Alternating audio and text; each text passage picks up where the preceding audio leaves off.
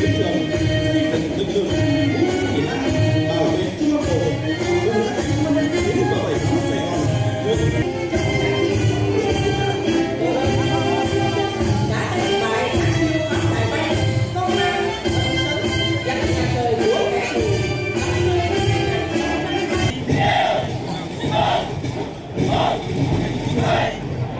Chiến sĩ dành một phần kỹ thuật, quyết tâm vươn lên, hoàn thành thắng lợi mọi nhiệm vụ được giao. Kịp thời, chính xác, bí mật, an toàn. 11:30 ngày 30 tháng 4 năm 1975, Tổ đài không thể hiện tiết sức đã chiến đấu với cộng đồng đã phát triển